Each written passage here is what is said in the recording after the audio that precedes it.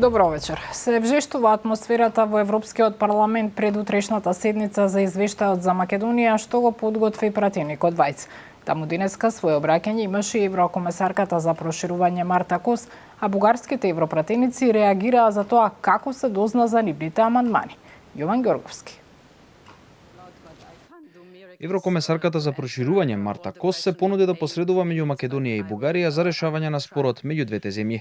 Според неа потребно е властите во Скопје и Софија да го интензивираат диалогот, бидејќи на тој начин може да се постигне некакво решение.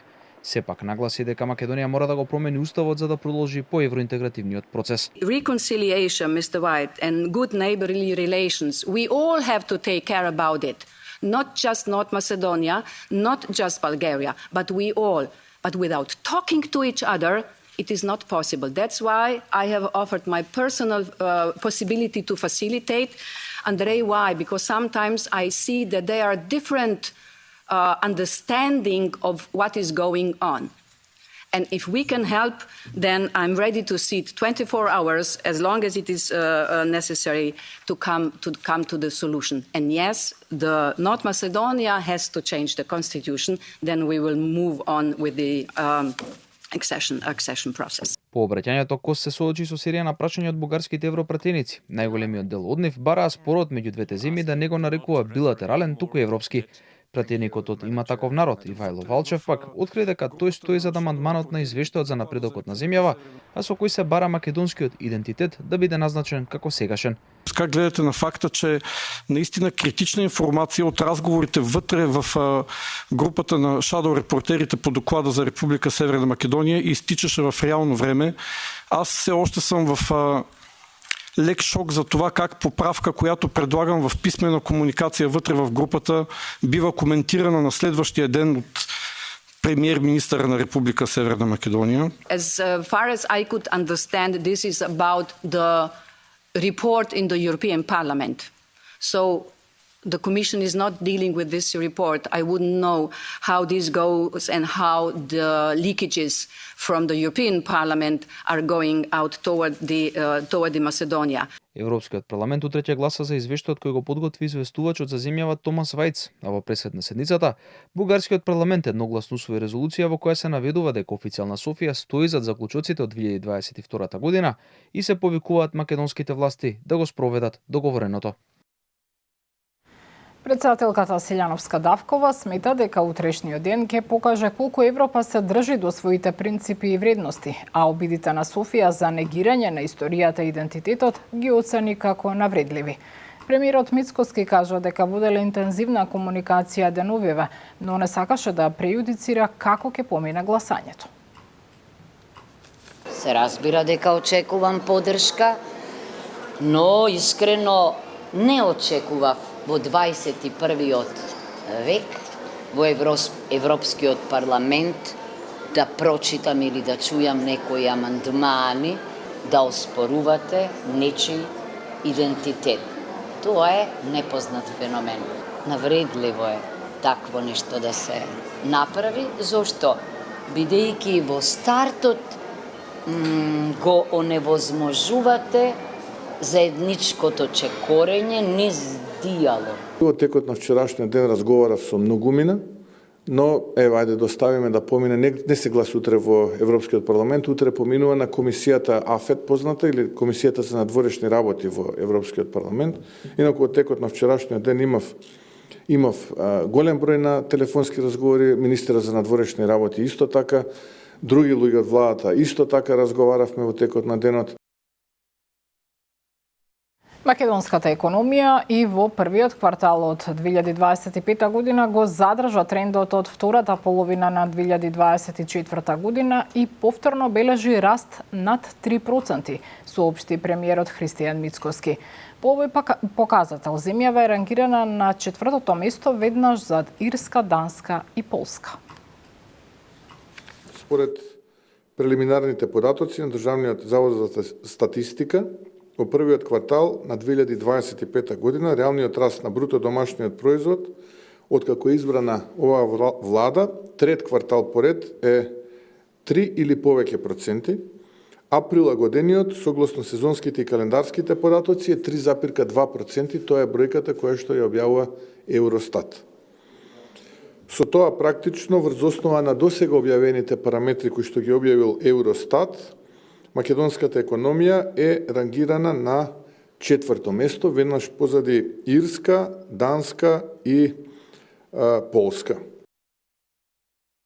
Ке се урива монополот на Сојузот на синдикатите на Македонија. Во пресрет на утврдувањето на репрезентативност за учество во економско-социјалниот совет, во скратена постапка ќе се промени законот и ќе се овозможи, наместо со 10% членство од вработените, репрезентативност да добиваат сите синдикати што ќе имаат 5%.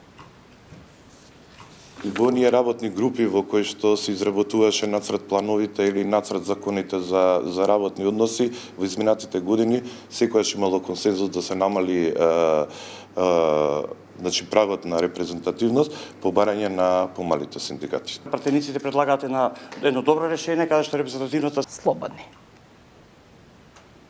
Само се ограничуваат крајните коти на собранието, а тоа е почетокот например, на булевар 11 октомври од оваа страна, од задната страна се не ме држите за збор, до статистика, до нарана, односно зоната, односно просторот кој што ќе припадне во собственост на собранието, а кој што е крстен како безбедносна зона, односно зона на собранието, во кој што собранието ќе може да располага и да прави активности во склопот на него, а не некој приватни субјекти. Ова заштитна зона го решава тој проблем, практично да не може да се гради било каков објект ниту сега, ниту понатаму, освен за потребите на македонското собрание и на тој начин практично да го расчистиме оној хаос кој што беше направен во 2009 година.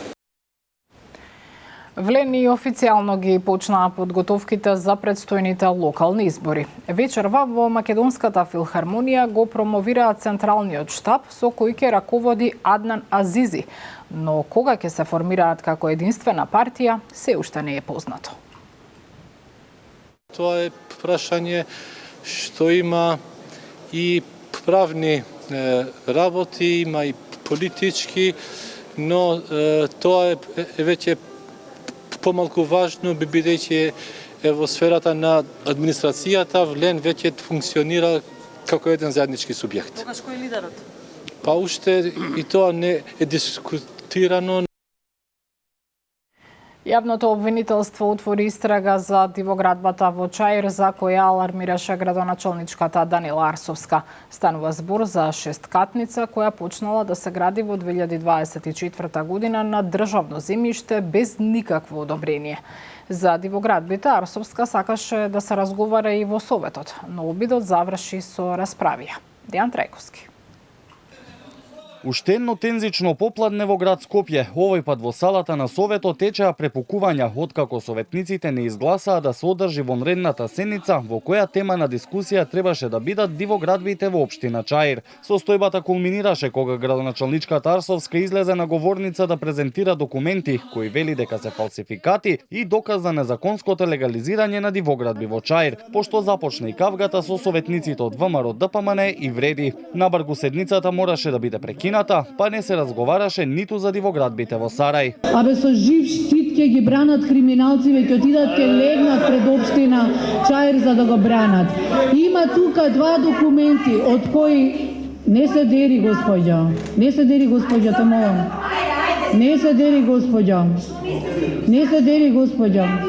Господја, те молам, не се дери. Во документот што го има издадено Висарганију има два фалсификати кои што се направени на документи на град Скопје. Прават театар и циркус од работата во градот Скопје. Добро, ајде 4 години. 4 години. Данила Арсовска имаше време да реагира за сите дивоградби.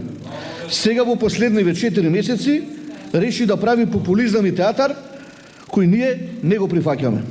Во меѓувреме, обвинителството отвори истрага за шесткатница во Чаир, а за осомничениот кој се товари за бесправно градење, определи мерки на предпазливост. Од ОЈО Скопје посочија дека објектот почнал да се гради во 2024 година без одобрение и на државно земјиште на улицата Кемал Сейфула, а осомничениот инвеститор изградил стамбена зграда со деловни простории со катност од подрум плюс приземје плюс 6 ката плюс поткровје. Состојбата со дивоградбите и заканите кон градоначалничката ги следи и полицијата, кажа денеска министерот за внатрешни работи Панче Тошковски. Сепак, она што се случува изминатиот период на релација Арсовска-Ганију го нарече предизборен циркус. Овој што го гледа македонската јавност е исклучиво само циркус и парада пред локални избори.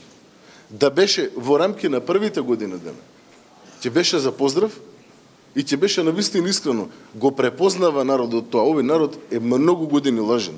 И препознава кога нешто е искрено и препознава кога нешто е заради така циркуски доем. Од МВР пак посочија дека извршен разговор со возачот на Мерцедесот кој се заканувал на Арсовска во неделата на Словенечка, каде таа, како што кажа, фатила диво приклучување на атмосферската канализација. Станува збор за 39 годишник кој негирал дека се заканувал, а за кој Арсовска вели дека приведено е друго лице, а не вистинскиот заканувач. Вестите завршија. Пријатна вечер.